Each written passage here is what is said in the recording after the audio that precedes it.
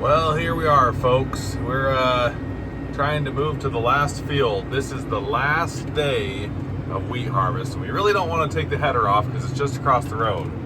He's currently tilting the header over a railroad tie to try and get out of this field without hitting. It's going to be really close to that railroad tie right there. He just nicked it. Barely cleared it. But he did clear it. He's getting out without having to take the header off. So, barely. Ooh, he almost snagged that post with the back of it. Hopefully we don't catch the telephone pole, the power wire with that flag. It's gonna be close too. But the next field is just across the road here. Right over there. So we're just getting everything moved over and we're gonna get started here. Well, I think we're gonna have to take the header off. There's an electrical box right here in front of his tire over here, and then he's snagging the fence on the other side. So I don't know how we're gonna get past this one. We'll see. Oh, maybe he got past the electrical box. Oh, he got past the electrical box. Did he clear that fence post? Not really, but he just pushed it over, so. It's a fence we don't use anymore. We should probably just take it out. But maybe one day we will. Oh, now he's hooking it with the back end. Well, it's kind of chaos, but we got it out of the field without having to take it off. Welcome out to day 11 of harvest. This will be the final day. We have one field left, and I think it's just over 100 acres. So we should definitely be able to get it done. Yesterday, in the episode yesterday, in day 10, it was our record day. We didn't have any breakdowns. He only had to stop twice to wait for trucks, and that was even with moving fields twice. We did just over 170 acres, which is crazy. So we did 170 acres with a Fendt Ideal 9 combine with a 40-foot header.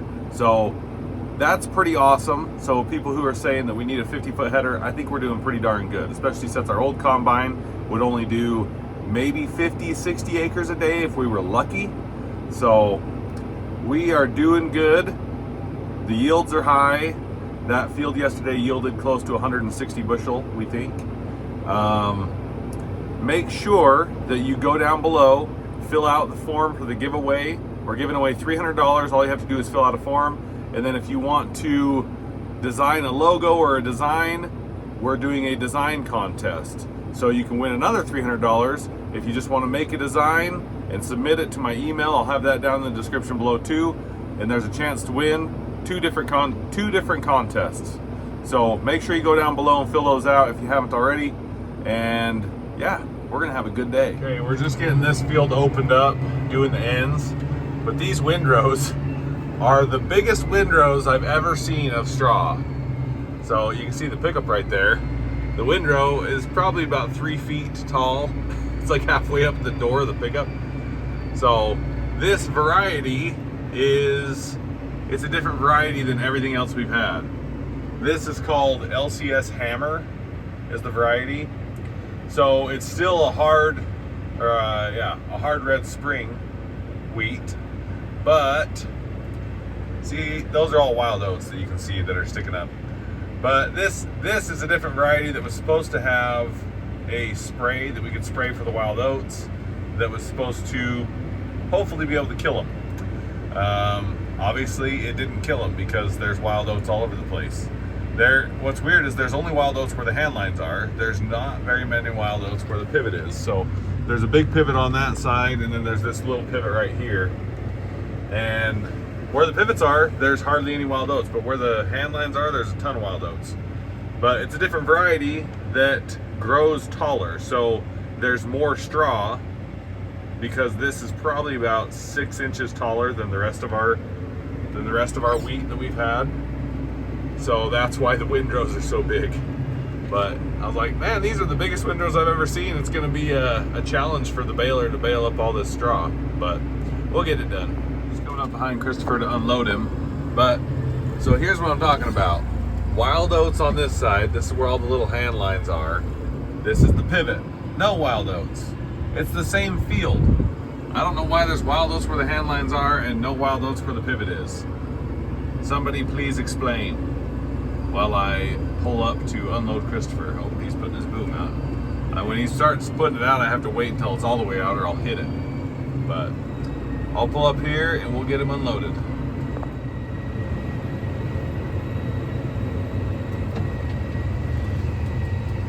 Alright, I gotta slow down.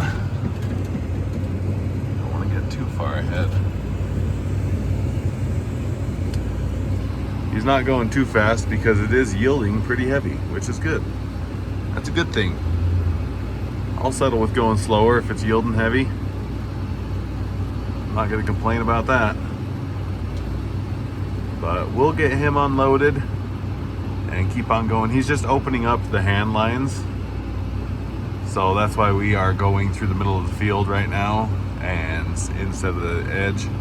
We got to go next to the hand line so they can move the pipe out of the way so we can cut right there. So that is why he is going through the middle of the field.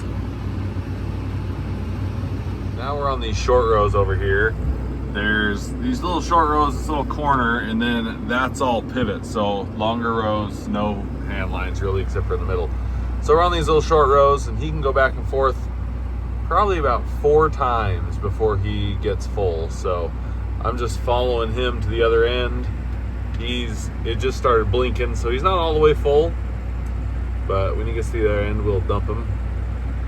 We don't have any more semis that are empty, so I'm trying to figure out how we can probably finish these short rows, but then unless we have a truck, I don't think we'll be able to go. So hopefully the truck gets here soon.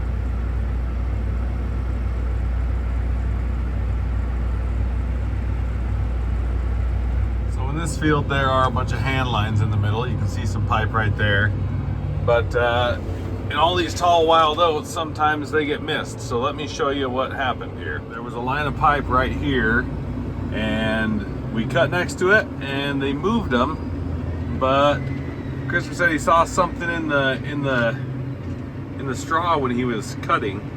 Well, he ran over a pipe and the end of it started shaking. He thought it was like a raccoon or something. Nope, just a smushed pipe. He just ran it right over and then chopped it up with the header.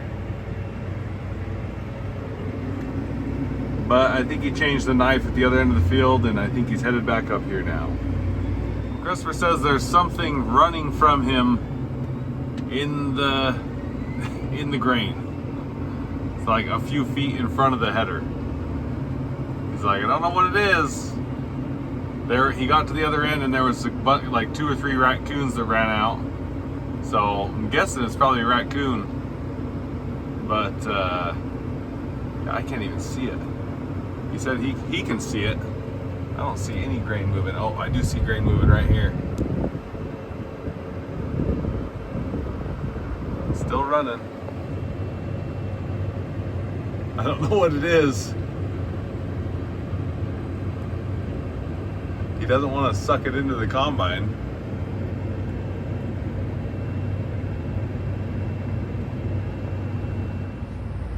It's like right in the middle. Still running. He can't see what it is. He can just see the grain moving. That combine sure looks nice.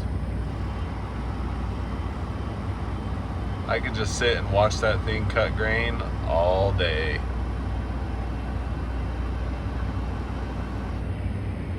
America. There's a pivot track right there, and I think whatever it is like hiding in the pivot track. So Christopher's going slow, trying not to hit whatever it is. I think it's probably a raccoon.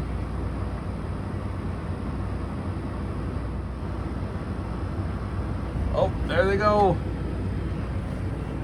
They're 2 little babies. They just ducked into that. Oh, there they go. 2 little baby raccoons. They're just little guys.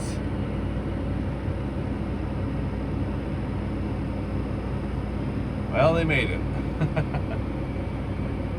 Well, looks like Christopher had a little bit of a plug. This wheat, this different variety, is so much taller that he's having to go slower. It's also yielding like 140 to 160 bushel most of the time. So the yield is high. Also the wheat's tall. So he's having to go quite a bit slower. But yeah, it's plugging up a little bit easier because there's a lot more straw. We're just doing right here next to the pivot, so we can move the pivot out and do underneath the pivot. So I'm gonna go unload him because he's just about to leak out.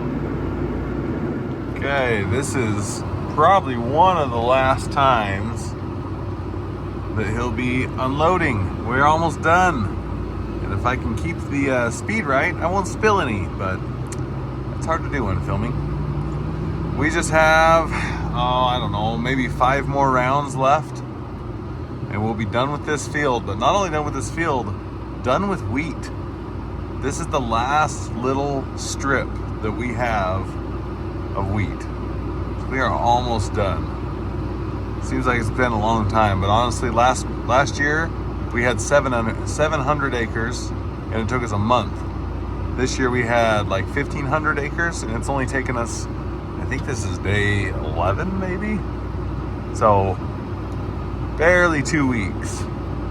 So much better. I'm glad I'm not outside right now though, because man, it's windy and it's just blowing that dust right into the tractor. So definitely have to clean the air filters out and spray out the radiators when we're done, because I'm sure they're plugged. Looks like he's done. There are no more trucks. I think I can hold maybe one more load if I'm lucky, and then we'll just be waiting for a truck. But yeah, we've only got a few more rounds left, so I'm gonna get out of his way because we're here at the end of the field now and he's got to turn around. Also, the pivot is moving my way because there's a little tiny strip over next to the road, so I got to get out of the way of that too. Actually, yeah, I'll let him turn around and then I'll go shut the pivot off because it's probably good enough. It's coming over. We don't want it to come over too far because, well, it would hit the truck. There's a pivot track right there. Okay, I just unloaded into the truck, but this is all we have left. Just this little strip. It's probably about 4 rounds of the field. Maybe even less than that. I mean, it's hard to judge with that 40-foot header. It takes a big bite out of it. But just have this little strip. 4 rounds, probably gonna take about a half an hour as long as we have trucks we can put wheat into. So Christopher's just down there at the other end. I'll unload him when he gets back. We'll be done here pretty soon. All right, this will be one of the last full dumps that I do of the 2024 harvest season. It's the 21st of August, and this is the last full dump. I'll have one more pass to go, heading back the other direction. This field's been yielding really well. As you can see, the windrows are pretty big. There's some spots that are yielding above 160 bushel per acre. This is hard red spring wheat. The variety is called Hammer. And yeah, here we are. The combine worked great. We were able to get a lot done quick. I think we averaged about 150 acres a day. We had some days where we did 20, 30 acres more than that a day, and then some days we did 20 or 30 acres less. It's about 5 o'clock. We did this whole field. This is a 90-acre field. We started at about 9 o'clock this morning. It's 5 o'clock in the afternoon now, and I got one more pass. So yeah, this has been a great, phenomenal harvest. There's a few little things that we're gonna update and fix for the combine. There's got some recalls that need to be put on and done, and so Agri-Service will have it for a little while, and then we'll get it back. But yeah, this is one of the last full dumps into the grain cart. We'll have another half of a tank going back to the other end. But thanks for hanging out with us along this ride. I know we've had quite a few grain harvest videos, but that's what we do for 2 weeks, so that's what we're going to show you. Don't forget to like the video and subscribe for our next adventures and more content on what we're going to get into next. Just a teaser, there was a big 9520 RX quad track dropped off at the farm today. All right guys, as you can see, this is the last pass of 2024. This is the last 40-foot strip of this section. Taryn's over here, looks like he's videoing. We get kind of excited when we finish a job that you've worked on the whole year, planting, fertilizing, watering. We're getting pretty good yield right now. If you can look right here, this is our yield number. It's kind of bouncing around on a per acre. There are some spots that will jump up to 150, 160 bushel.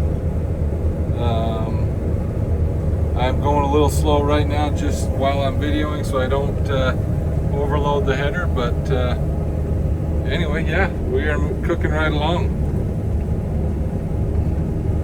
I guess I could show you on the yield map right here. Here's the yield map, and so anything that's green is between 140 to 185 bushel to the acre, and where it's dark green, it's above 185. So that one little patch there, above 185 bushel. I probably had to stop because it about plugged me, but so yeah, here we are, just cruising on the last pass, and it's a good feeling to be done. We'll get the combine unhooked and take him back to the yard. Okay, he's on the last pass now. So we got one more pass to go. Not even a full round, just one pass. This Fendt Ideal 9 combine has been a game changer. We were so worried this year when we planted more than double the amount of acres of wheat than we did last year. We were super worried that we were not going to be able to get it harvested in time. And when we got this machine, they assured us, they said, oh yeah, you can do at least 100 to 150, maybe even 200 acres a day, depending on how you cut it. So if we were only just taking the heads like a lot of guys do, and then they disc in the straw, we could go a lot faster. We probably could have done 200 acres a day. But we're going all the way to the ground, trying to get as much straw as possible because we can bale it and sell it. So the fact that we've been able to get 150, I mean, yesterday we got 175 acres yesterday. The fact that we've been able to get that much is pretty awesome. Like, this thing has been amazing, and yeah, without this we would be struggling so hard to get it done in under a month. With our old combine, we just never would have been able to get it done. We would have had to call some other guys to bring their combines over to help finish it. But yeah, this combine is a game changer for us. Now we're not afraid to plant 15, 16, 1700 acres of wheat because we know that we can cut it in 2 weeks. This is the final dump. He's just dumping it in, and we're gonna cut. We're only 100 feet from the end, so we'll cut to the end, stop, finish dumping, and then we will be done. It's been a good harvest. We've only been rained out a couple of times. We were still able to get it in about 2 weeks, even with the rain. So it has been a good harvest. Here's the final little bit of wheat going into the combine. Boom, done. Now, I just have to let the rest of that dribble out into the cart, and I'll go fill up the semi and we'll be done. All right guys, well, that's gonna wrap up wheat harvest for 2024.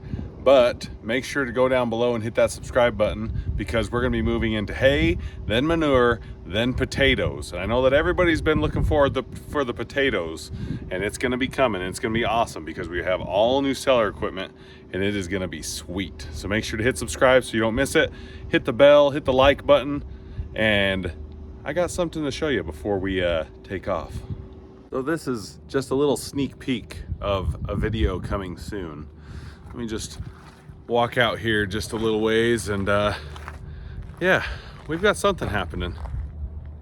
But anyway, guys, I love you, and I'll see you in the next one.